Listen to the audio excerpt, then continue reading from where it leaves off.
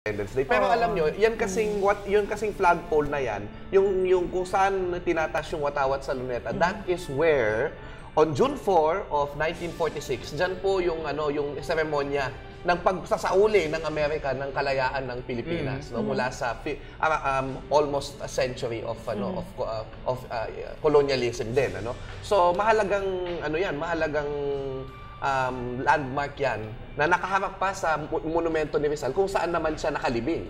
Kaya nga pag sumusumpa ang Pangulo ng Pilipinas sa Quirino Grandstand, nakaharap siya sa bayan, nakaharap siya sa watawat, sa bansa, at nakaharap siya sa kasaysayan kay Jose Rizal. Luneta, napakadaming nabita, hindi lang si Rizal. Nandiyan yung Gombursa, yung 13 Martires de Bagumbayan. Iba-ibang probinsya dinadala dyan para barilin. Kasi yung libangan nila nung mga Kastila noon, walang sine pa noon, walang television. Yung Sunday execution, yung mga executions. Yun ang palabas nila nung araw. Bakit nga ba sa Bagong Bayan, Professor Xiao Chua? Anong significance itong Bagong Bayan or Luneta? Una sa lahat, yun yung parke na nasa labas ng Intramuros. Yun yung sentro ng Spanish Empire sa East, So, yung Luneta, ang daming taong pupunta doon every day. Pag 4 o'clock PM, doon sila namamasyal. Hitik na hitik talaga sa kasaysayan pala itong Rizal Park. And yet, araw-araw na dumadaan ako dyan ay medyo hindi ko na siya ganong pinapansin. Kaya naman maswerte tayo ngayon at meron tayong panauhin, Prof. Xiao. Upang bigyan tayo ng linaw sa mas marami pang historical facts and figures. Kaya nga sa pagpapatuloy ng ating talakayan tungkol sa kahalagahan ng araw na ito sa ating bansa at ang posibleng epekto nito sa lipunan, makasama natin si Mr. Josh Duldulao. Siya po ay ng Anak Bayani at siya po ay isang may hilig sa kasaysayan. Mr. Duldulao, kaibigan, kumusta ka? Buti naman, maligayang araw ng kalayaan sa ating lahat. Ito yung una kong tanong sa'yo. Nung unang iniwagayway ang bandila ng Pilipinas sa Kawit, ano yung impact nun? Ano yung kahalagahan, yung impact, yung paano to nakatulong dun sa pag-advance ng ating struggle for freedom ng ating kasaysayan, Josh?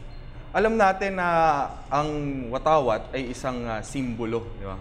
Ito yung simbolo at dinadala nga ito sa mga laban, sa mga labanan at actually hindi nga yung unang pagwawagay ng watawat ay hindi sa Kawit eh. Ito ay pangalawa na lamang. Ang una ay yung ika-28 ng Mayo 1898 sa Battle of Alapan, Cavite. That's why we're celebrating the Flag Days. The Flag Days starts from 28 to June 12. Yan yung dahilan. Kasi doon unang winagaywa yung watawat na nakikita natin na 3 stars and a sun and blue and red. So, ito ay simbolo at ito maraming simbolismo katulad ng nabanggit kanina sa VTR. Ayon nga kay Mariano Ponce 1999 sa kanyang sinulat, yung kulay bughaw ay nagsisimbolo daw to ng hope for a future that is prosper. Yes. So, ang prosperous. Prosperous. Ang red naman yung blood na ginamit para ipaglaban yung kalayaan natin. Ang puti ay para sa kapayapaan na we wish for ourselves and to our fellow countries. And ang sun ay progress. Kaya nga, yung tatlong between naman ay tungkol sa mga island groups natin, Luzon, Visayas, and Mindanao. So, ang watawat ay napakahalagang simbolo ng isang bayan, ng isang nasyon. At ito ay nagiging simbolo ng pagkakabuklod-buklod ng isang bayan o nasyon.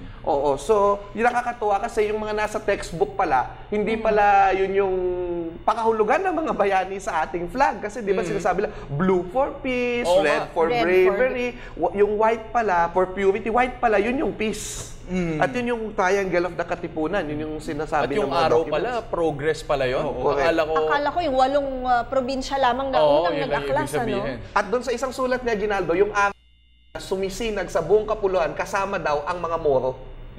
So, ibig sabihin, yung mga Muslim, di ba sinasabi lang, hindi kami kasama sa flag. No, General Emilio Aguinaldo in a letter said na mayroong representasyon ng mga Muslim dyan. At may trivia ako sa inyo, bago nyo tuluyan. Yung araw noon, nung dinesign ito ni Emilio Aguinaldo, may mukha yun. Nakita ko nga yan sa history books. Bakit may mukha, Professor Well, Xiao? kasi yung mukha kasi parang ano yan eh, yung kasi nung unang panahon, yung mga anting-anting representasyon sa Bathala, may mukha yung araw. Naliwanag ng kalayaan. Kagaya rin ba yan ng suot-suot mo laging anting-anting, Prof. Xiao, sa iyong leeg? So, dala-dala mo pala si Bathala, Professor. Professor Shao. Correct. Alright, okay. Okay. Alam May niyo, tanong rin ako sa'yo, Prof. Josh, ano? Nung unang itinatag ang ating republika, matapos yun, nagkaroon ba talaga ng tunay na kapayapaan at tunay na kalayaan? Matapos nating iwagayway yung sarili nating bandila. Kasi di ba sinasabi nga nila na, pagkatapos ninyong iwagayway yung bandila nyo, agad naman kayo sinakop ng mga Amerikano. Anong implikasyon nito na bansa o sa ating historya? Matapos iwagayway ang bandila at ang pagdadeklara ng kalayaan nung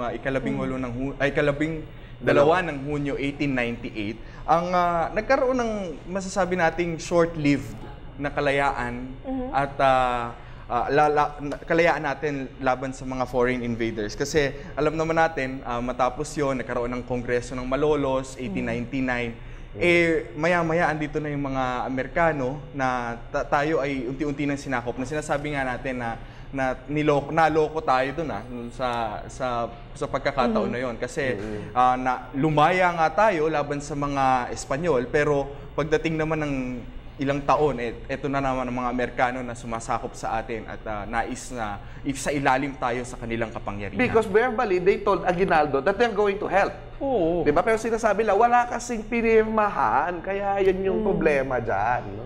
Yun nga yung nagiging problema kapag ang kasarinlan o ang kalayaan ay nakabatay lamang sa papel o dokumento.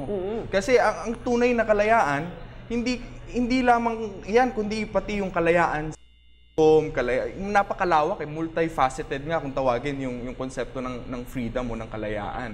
So kung papel ang pagbabatayan, pwede bang ikatwira natin, hindi pala tayo tunay na lumaya noong 1898. Ano nga ba itong yung kinukwento nga ninyo, no, na mga historiador, no, na parang merong or walang papel rather, no, na nangyaring kasunduan sa pagitan ni General Emilio Aguinaldo at mga Amerikano. Ano ba exactly yung kwentong ito? Kasi kung maalala ko, no, from what I know dun sa kasaysayan, parang may nangyaring collaboration supposedly, no, nitong si General Aguinaldo at ng US. No, baka pwede nga ninyong klaruhin kasi apparently meron palang verbal na guarantee supposedly yung US na tutulong kami at hindi namin kayo sasakupin. Kasi di ba nakipagkasundo si Aguinaldo noong November 1897 sa mga Espanyol, no? At ito yung Pact of Biak na Bato. Ano nangyari? Ang kasunduan nila, pupunta muna si Aguinaldo sa Hong Kong para magkaroon ng kapayapaan sa Pilipinas. Ito yung exile. O binayaran siya doon,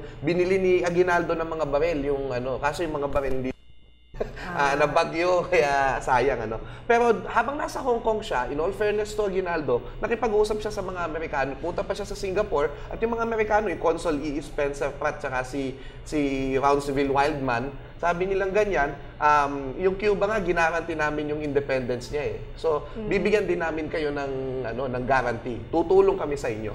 No? Yun. So, parang lumalabas, uulit lamang ang problema ng panahon ng kolonyalismo nung araw dito sa ating modernong panahon. Ayun, nauulit nga ba yung problema ng panahon ng Espanyol, Josh? Mukhang nakakakita tayo ng manifestasyon nung mga suliranin na yun . Katulad nga ngayon, tinaon din ng mga grupo na laban sa korupsyon, yung kanilang anti-pork rallies, yung sa Ouch Pinoy Scrap Pork Network. Makita natin, corruption is still a main issue of the day. Na noong panahon ng Espanyol, kitang-kita naman natin ang malawakang korupsyon noon. At isa pa rin na nakikita rin natin ngayon, yung malawakang kahirapan. Na noong panahon ng Espanyol, ito ay dahil pinipili ng mga Espanyol na i-exploit yung sarili nating resources para sa ekonomiya ng Espanya. Pero ngayon naman, wala na nga tayong mga foreign colonizers, pero meron pa rin kahirapan, di ba? So, parang nauulit pa rin, hindi pa rin tumitigil yung mga sulirani na simula noong panahon ng kolonyalismo. So this is an interesting point, no, na yung corruption dati pa, no? Actually yun yung dati pang problema. In fact, kung maalala natin, ito yung problema ni Rizal, no, sa mga praile, no, na meron ngang korupsyon, no? Nagpapayaman lang, no, yung kumbaga yung simbahan, no, at yun yung sa pamamagitan ng mga indulhensya, no, etc., no, at iba't ibang paraan. So I guess, no, ito yung isang aspeto nung kolonyalismo na hindi na highlight, no, yung corruption, no, na na makikita nga natin. Isa din doon sa mga naiisip ko, no? I mentioned Rizal. No, ito kasi parang palagi tinuturo sa atin, no? Parang merong direct na consequence nung sumulat ng akda si Rizal, no? Limitangere, el filibusterismo, no? Agad karon ng revolusyon. Ganun nga ba ka-simple yun? Lahat ba ng mga naghimagsik noon talagang kumbaga nakapagbasa nung No Limitangere o dumaan ba to sa mga kwento-kwento? Paano to nangyari, Josh? Yung sa pagbanggit mo kay Rizal, partly hindi siya direct correlation na nagsulat si Rizal, nag-inspire ang mga tao, nagrevolusyon. Hindi ganoon kasi partly inspiration siya, pero partly rin na biktima siya ng revolusyon. At itong pagpasa ng kanyang mga may akda, yun yung naging simula nung naging inspirasyon nung pagsisimula ng revolusyon. Pero at the same time, yung mga bayani natin na nagre-revolusyon nung panahon na yon ay meron na talaga silang tumit na maigting na pagnanasa na lumaya laban sa mga Espanyol. So meron na kumbaga, and I think ito nga kasi usually para mas madali yung concept sa mga elementary, ang sasabihin nangyaring Gumburza, nagsulat si Rizal, nag-aklas si Bonifacio. Parang ganun yung kwento di ba? So even before that, mga kumbaga pasulpot-sulpot no, na paghihimagsik. Marami na. Hindi lang kasi noong panahon ng 1896 to 1898 yung revolusyon, although yun yung malawakan. Pero noon pa man, marami ng mga bayani tayo na nag-aaklas talaga at nagtatagumpay din dun sa mga kanilang lugar. Babalikan natin yung diskusyon natin. Maraming salamat, Josh. Ngayong araw ng kalayaan, handog ng pamunuan ng LRT, MRT at Pasig River Ferry ang libreng sakay. Narito ang report ni Haji Camino.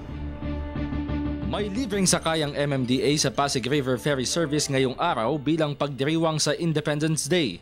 Ayon sa MMDA, ang libreng sakay sa ferry ay mula alas 6 ng umaga hanggang alas 6 ng gabi. Ang ruta ng Pasig River Ferry Service ay sa pinagbuhatan sa Pasig City patungong Guadalupe sa Makati City, Guadalupe patungong Escolta sa Maynila at Guadalupe patungong Plaza Mexico sa Intramuros via PUP sa Santa Mesa. Una dito, inanunsyo ng MMDA na suspendido ang number coding scheme ngayong araw. Bukod sa Pasig River Ferry Service, may libreng sakay din sa LRT at MRT ngayong araw ng Kasarinlan. Sa DOTC, ang pang-umagang libreng sakay ay magsisimula ng alas 7 hanggang alas 9 ng umaga, habang ang panghapong libreng sakay naman ay mula alas 5 ng hapon hanggang alas 7 ng gabi. Ilang taon na ring nagbibigay ng libreng sakay ang LRT at MRT tuwing Independence Day. Para sa Telebisyon ng Bayan, Haji Camino. Maraming salamat sa iyo, Haji Camino. Pero meanwhile, balikan natin uli si Cathy San Gabriel dito sa Naga City live po. Cathy? Cathy? Ayan, makikita po natin si Cathy San Gabriel sa kanyang panayam sa ating mga panauhin sa Naga City. That's Congresswoman Leni Robredo. Medyo nagkaroon lamang po tayo ng kaunting technical problem. Yan yung mga nagiging problema. Usually kapag live talaga ang ating mga ipinapakita.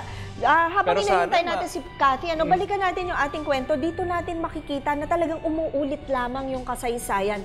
Pero ang hamon sa atin ngayon bilang mga modernong Pilipino, ano ang balak nating gawin upang hindi na maulit ito? Josh, ano ba ang ating maaaring maging realization mula dito sa mga pangyayari sa kasaysayan hanggang sa ngayon?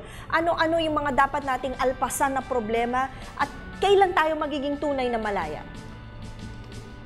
Una, dun sa panayam kanina, lumilitaw na talagang umulit ang korupsyon at kahirapan.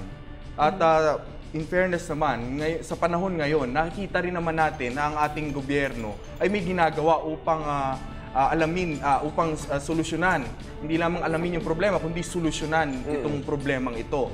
Itong korupsyon, kitang-kita natin ang talagang pagpupursige ng pamahalaan natin para i-prosecute yung mga nakikita na nating may ebidensya ng korupsyon. At nakikita rin natin na sa ngayon pala, ay, the justice system pala is working. Mahalaga yon sa isang malayang bansa na Mahalaga. ang sistema ay gumagana para ang bayan ay magkaroon ng kaginawaan. Napakahalaga. At nakikita natin na ang hustisya pala hindi lang naman para sa mga mahirap na ng snatch ng cellphone, kundi pati dun sa mga maimpluwensyang tao na nagnakaw sa kaban ng.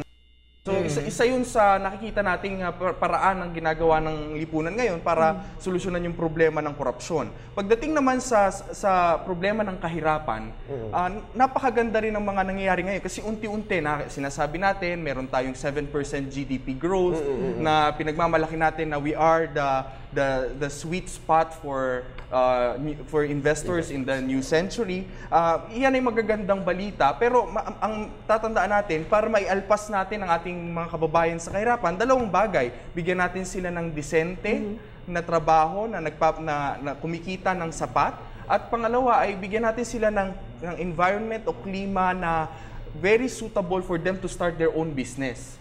At nakita nga natin sa mga ginagawa ngayon sa Senado at sa Kongreso pala, naipasa na nung Martes lamang, naipasa yung Go Negosyo Act kung saan nagbibigay sila ng investment ng climate for small investors like us. Pwede tayong magsimula ng ating mga sariling negosyo at kumita at umalpas sa kahirapan. Bukod pa doon, yung mga ginagawa na panukalang batas ngayon, katulad yung panukalang batas na ibaba yung buwis ng mga mahirap, taas yung buwis ng mga may kaya, kasi ito yung konsepto naman ng progressive taxation na sana maipasa din, katulad ng Go Negosyo Act na hinihintay na lamang ang pirma ng ating Pangulong Aquino.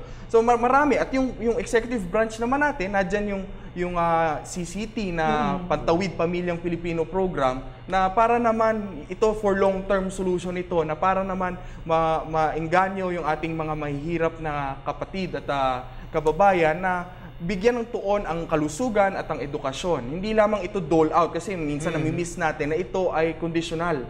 Na para ka makatanggap nitong tulong na ito, kailangan yung mga anak mo nag-aaral. So di ba napakaganda nito, kasi in the long term, kapag lahat ng mga Pilipino ay nakapag-aral at nakapagtapos ng pag-aaral, magkakaroon sila ng matinong trabaho at maaaring magkaroon din sila ng disenteng pamumuhay. At bukod pa riyan, yung sa kalayaan nga, hindi lamang political kundi pati yung kasama rito yung empowerment of the people. That's At right. isang na inimplementa ng administrasyon itong grassroots participatory budgeting process, na kung saan itong mga mamamayan natin sa pamamagitan ng kanilang people's organizations, maaari na sila mismong mag-propose ng proyekto ng pamahalaan na talagang tumutugon sa kanilang pangangailangan sa lokalidad. Itong mga bagay na ito, kung titingnan natin, hindi niya masusolusyonan yung kahirapan sa isang bagsak. Pero ito yung mga bagay na kapag naipagpatuloy, na institutionalize, ito ay makakatuloy-tuloy na para makamit natin yung kaginhawaan na siyang tunay na bunga ng kalayaan. So itong nakukuha ko kay Josh, no? Kumbaga yung revolusyon, yun yung naging solusyon noon laban sa kolonyalismo. Ngayon, ang sinasabi mo na, no, parang hakbang-hakbang, no, tungo sa progreso, no, tungo sa mas magandang kinabukasan. So parang kung dati gumana yung revolusyon, ngayon, no, medyo mas mahirap, no, medyo mas masalimuot, no, medyo mas mabagal, no, at mas matagal, pero mukhang ito yung sa tingin mo, no, pinakagaganang paraan para makalaya tayo ibang aspeto pa ng kalayaan. Tama ka dyan, JC. At ang nakikita natin mula dito sa ating talakayan ngayong araw na ito, noong araw ay napakahalagang ingredient ng revolusyon bilang paglaya, yung maliliit na kontribusyon ng ating mga kababayan, yung kanilang mga kontribusyon. Para ngayon din, sa nangyayari sa atin ngayon, may isa tayong pinuno na biglang nakaisip, kailangang tama na, gawa na natin ng paraan na makalaya naman tayo sa mga nagre-repress na issue sa atin ngayon. At unti-unti natin gawin ito. Wala rin yung pinagkaiba dun din sa mga kontribusyon ng maliliit at ordinaryong tao noong araw nung nagkaroon ng revolusyon. Kagaya nga nung lesser known heroes sina Mariano Sakay, tama, Macario Sakay, tama, sila, sina Tecson, sina Esteban, sila yung mga nakikita na lamang natin ang pangalan sa kalye, pero hindi natin alam lahat sila ay mga pangunahing sangkap upang mabigang lakas yung revolusyon at paglaya mula dito sa mga issue na kinakaharap ng ating mga kababayan noon na dapat gawin nating modelo ngayon. Ano? Hindi tayo dapat malaki yung role sa buhay. Kumbaga, dapat lahat tayo may kanya-kanya tayong ginagawa. Naalala ko yung nasabi ni Professor Dante Ambrosio. Naging prof ko siya. Pala siya, teacher ko din siya. Ang namayapang Dante Ambrosio. Halata po mga Kaswan, scholar ng bayan nito. So, Ano sabi niya? ang sabi niya, no, kahit actually yung mga Pilipino noon na walang ginawa, nanahimik lang, no, para tumuloy yung revolusyon at hindi kinuwento doon sa mga Espanyol kung sino yung mga katipunero, kahit yung mga yon mga bayani rin, no, na merong naging kontribusyon no, doon sa naging himagsikan noong 1890s. Kumbaga kasi ito yung mga, syempre, importante rin na merong mga, kumbaga, mukhang kasama rin ng mga Espanyol. No? So, very interesting no, na nakasaysay. Napakaraming kwento, napakaraming diskusyon.